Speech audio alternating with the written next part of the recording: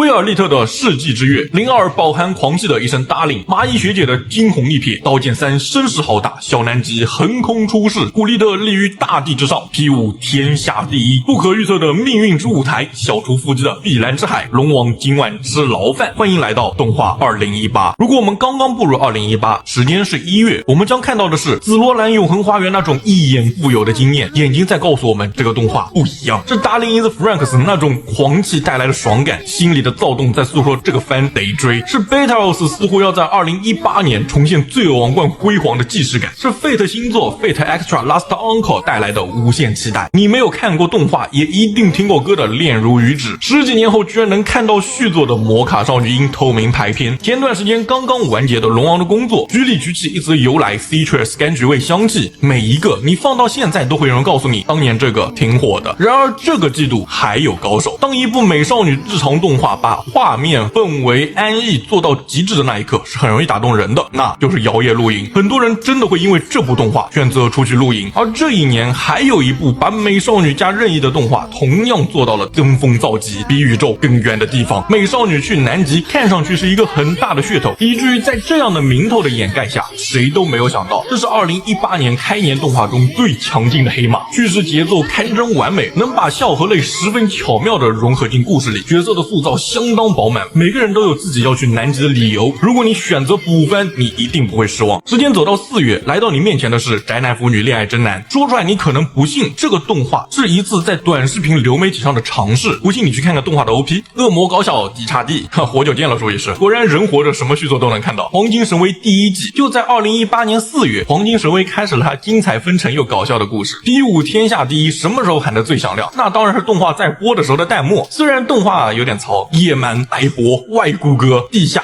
硬汉拳击场，这就是 Megalobox 魔法少女网站，属实是坐实了魔法少女是高危职业。这个4月要搞笑有黑社会的超能力女儿，要恋爱有多田君不恋爱，要烧脑有命运石之门0。但如果你要霸权，那么这个4月你就不能错过 ZY 出品的赛马娘。从来没有人想过这个系列能够达到霸权级别，直到后来 CY 展现出了他们的王之力。而当时间来到暑期，来到7月，史上最强7月，年年都这么吹，但这一年的7月他配。如果当年你已经开始追番，那你一定见过轻羽飞扬，也一定从满怀期待到怒不可遏。如果你当年已经开始追番，那你一定会因为杀戮天使的画面觉得惊艳，因为它的剧情感到一丝迷惑。如果你当时已经开始追番，那么你一定会在深夜看工作细胞，用动画告诉你熬夜不好。如果你当时已经开始追番，那你一定会被后街女孩的设定惊得目瞪口呆。如果你看过新概念妹妹，那么我告诉你，One Room 第2季也在这个季度。而这个7月，如果要用一个关键词来概括的话，那就是表情包。杰森与除二病少女，我相信大家应该都见过这张咧嘴笑的表情吧？没错，就是这动画。当然不可能因为这一部动画说是表情包，刃牙这动画那真的是盛产表情包，谁也没有想到这样一个画风的动画还挺搞笑的。最后我们停靠在2018年10月，妹飞妹在这一年凭借超崩坏的画面成为了笑柄。刀剑神域爱丽丝篇堂堂开播，这个时候从来没有人想到过这个动画会变成话痨神域，好兄弟一起走，你出3来我出3，魔镜3和刀剑几乎同时登场。至于质量嘛，我不好说，当特摄被拍成动画会是什么样子的？古力特给了我们答案。当然大家的关注点好像都在六花的腿上。当你以为异世界转身没活了的时候，关于我转身成史莱姆这档事告诉你，只要制作够好，剧情老套根本不是问题。青春猪头少年不会梦到兔女郎学姐，我永远喜欢樱岛麻衣。那么这个季度的黑马是谁呢？佐贺偶像是传奇，哪怕动画被 NGA 御用表情包独占，依然打出了最破圈的一拳，出门就撞大运，你不出圈谁出圈？后期剧情稳扎稳打，要论黑马绝对没有问题。然而真正的黑马往往依靠的是厚积薄发。整个2018年靠着这部动画完美收官，画龙点睛。你喜欢跑步吗？当年我在排名视频中说我没看过强风吹拂的时候，评论区有非常多的小伙伴告诉我，因为这部动画他爱上了跑步，他走出了家门，可见这部动画的感染力有多强。凯基在2013年开始追番，每个季度都会看很多动画，而在2018年我切实的感受到整个动画社区都充满了活力，每个季度都有很多动画在被讨论，周围不看动画的朋友也会接触1、2部。同时我也看着很多人在这一年开始追番，屏幕前的你又是从什么时候开始追番的呢？我是凯基，我想和你聊聊动画。